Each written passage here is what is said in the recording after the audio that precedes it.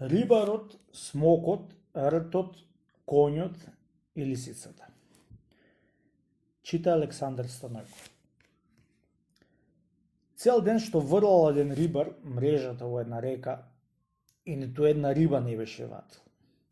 Поминал еден човек крај рибарот и му рекол: "Абре рибаре, камо тие рибите што си ватил денеска?"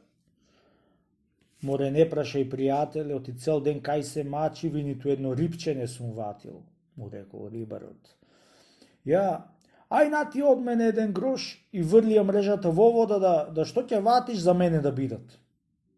Ќе ватам ич", си рекол сумот рибарот. "Јас цел ден кај ваќав да сега со едно врлање врека мрежата ќе се вати риба.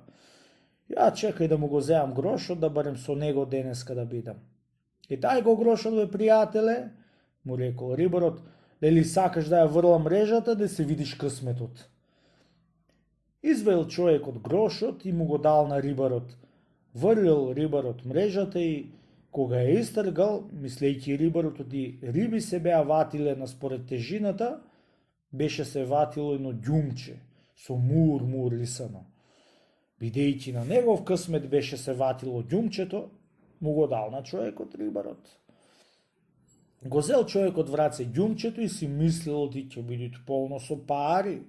Со радост беше го отпечатил и наместо пари да изваит, му излегол еден страшен смок и веднаш беше му се завиткал околу гуша на човекот.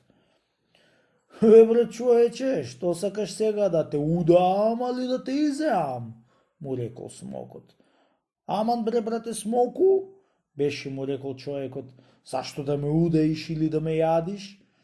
Дали дека те избеив од реката кај што беше врлен, али дека те куртулисав од ѓумчето што беше затворен со мур? Ете за тоа ќе те јадам бре човече", му рекол смокот, "задека си ме затворил во ѓумчето и си ме врлил в река.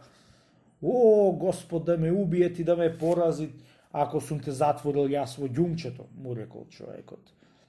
Вистина ти бре човече не си ме затворил во ѓумчето", му рекол смокот, "туку и тој што ме затворил бил човек како тебе. Јас од човек сум бил затворен толку години во оваа пусто ѓумче и врлен во оваа пуста река.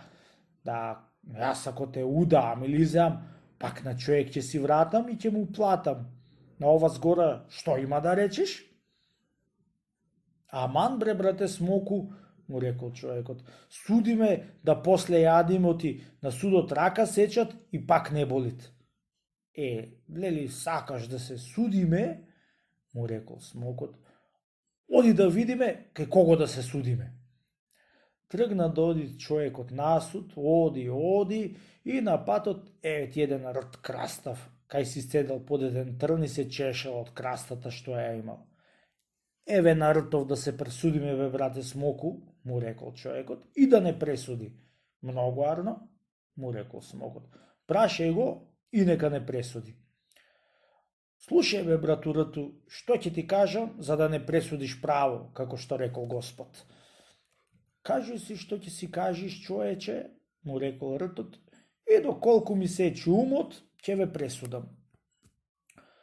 Еве што ни е судот наш со овој брат смок што ми се навиткал на вратов. За таксиротот мој и за късметот од смоков, појдов кај еден рибар кај што ваќаше покрај река на риби со мрежа, ама цел ден што беше врлал со мрежата в река и ништо не беше ватил. За мојот таксират му дадов еден грош на рибарот да врлит мрежата на късметот мој.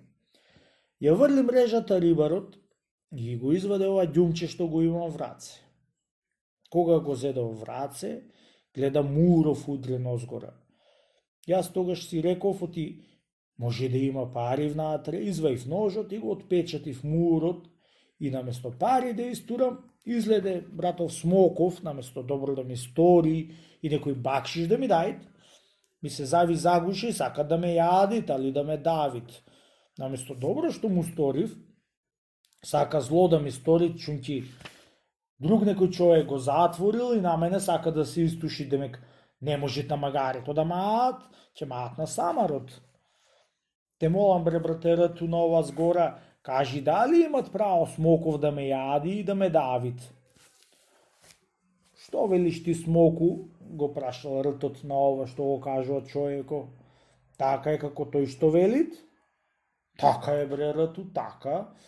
Туку слушај јасно што ќе ти речам, рекол смокот. Јас од човек сум затворен в ѓумче и фрлен в река, да лежам толку години и пак на човек ќе си вратам. Од тоа друго немам што да кажам, брату рту. Суди ме ти и како ќе ме пресудиш, така ќе кандисам, му рекол смокот. Си имаш право, брато смоку, да го јадиш и да го удаиш, му рекол ртот. Чунки сите луѓе што сет на земјава, сите Исав немаат за имањето да го пожалаат. Ево јас тоа од мене го познав, чунки сум истеран од стопана ми, без да се смили на мојава лоша краста што ми ја дал Господ. Дури бев здрав и му ваќав катаден зајаци, ме држеше и ме честеше. Таман се поболив, ме истера од порта надвор. Ете, таа е пресудата моја смоку и ти, човече, право имат смокот, а не ти, човече, му рекол ртот. Де мо реал, човече. Сега, човече, да те удам, али да те јадам. А ако сакаш, а и уште на 2 места да се прашаме, да дека се сторат 3 да не речиш јас бе пресудбата изедов. Сполај ти колку за тоа што покажуваш милост на мене, му рекол човекот. И тргнале да одат, и стретиле во еден чаир кај си пасел еден конј многу стар, бел како снег во влакното. Се вратил човекот при конјот и му ја кажал работата, секако што му ја кажал на ртот. Од која изслушал обете страни конјо, беше го пресудил човеката го да го јади смокот, чунки конјо бил истернат од стопана си дека бил стар и невреден за работа. Тргнале да одат човекот и смокот уште на еден судија и после веќе да го јади. Одејќи, ето ти една лисица, застанале пред неја и кажале секако што му кажале на ртот и на конјот. И трабидејќи лисицата му напри со главата ишерет, за да го куртулисат од смокот човеката го. Брату смоку, му рекла лисицата, јас ова нешто не е чаре да го верувам. Ти олкав голем што си да бидиш во ова мало ѓумче. Јас дури не видам, не верувам оти си бил натре во ѓумчето. Лели, не ме веруваш, мури лисицо, ја рекол смокот, чекај да влезам во ѓумчето и да веруваш. Се одвил од вратот од човекот и влегол во ѓумчето, ама само главата надвор беше остил. Мури кума лисо, му рекол смокот, видео ти во ѓумчето бев јас затворен? Море смоку, ами оти ме лажиш оти си бил во ѓумчето? Ете кај стоиш со главата надвор, влези со главата да те видам и тогаш да те верувам, му рекла лисицата. Се излагал пусти смок и влегол и со главата. Во тоа време му сторила лисицата со ишаре да му клајт мурот на устината од ѓумчето. Се сетил човекот и му го удрил мурот на устината од ѓумчето и го затворил пак смокот.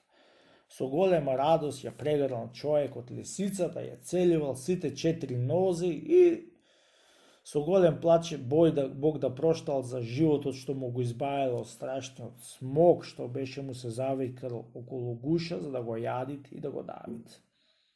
Сестро лисицо, ја рекол човекот плачејќи со глас, на ова твое големо и преголемо добро ти мене што ми го стори, тебе не ти требат на аджилак да оиш за душата да спасиш, рај Божи за тебе веќе е отворен. Слушај вамо, сестро лисицо, на твоево незабораено за мене добро што ми го стори, сакам еден бакшиш да ти дам, за да познаеш оти јас нема да ти го заборавам доброто твое. Вечер или утре во зора да повелиш у мене дома да ти дадам 10 кокошки, се бендерки. Те молам кумо лисо без друго да дојдиш. Куќата моја е без оджак и без авлија, те молам и на душа ти да оставам ако не дојдиш. Вечерта му кажал човекот на жена си, оти лисицата беше го избавила од смокот и за тоа добро ќе ја дајал 10 кокошти што имал бакшиш. Фускала жена раце кога чула оти мажот ќе му и даал на лисицата 10 кокошки бакшиш, се стапкала и не и давала, и уште будала го правила дека на лисицата добрина ќе ја правил. Знаејќи човекот страхот од смокот, никако не ја слушал жената си, ама и ватил сите 10 кокошки и клал во една вреќа. Бидејќи жената лоша на срце, не признавајќи им доброто од лисицата што ја го избавила мажот од осмијната смрт, и бидејќи им била злоблива, измислила една итрус за кокошките да не му и дајт на лисицата и неа да ја ватит за да му ја одерит кожата, за да си каплај со салтамарката.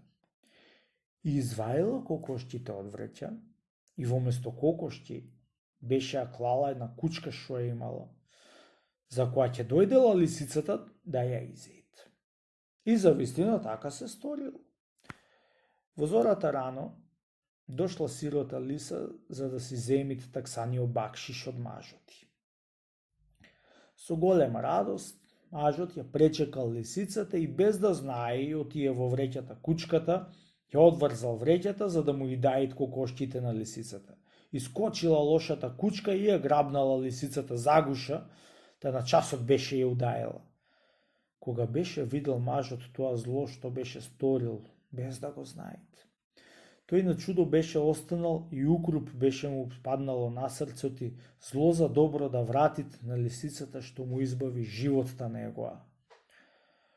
Откога се научи мажот, оти жената му тоа зло за добро беше го сторила, беше мака голема му паднала. И од тој ден, како беше се закарал со жената си, дење ноќе и чраат не беа живеале. Големи кављи и ѓурултии си правиле за злото што го направила жената. Ама, зло сторено назад не се враќало.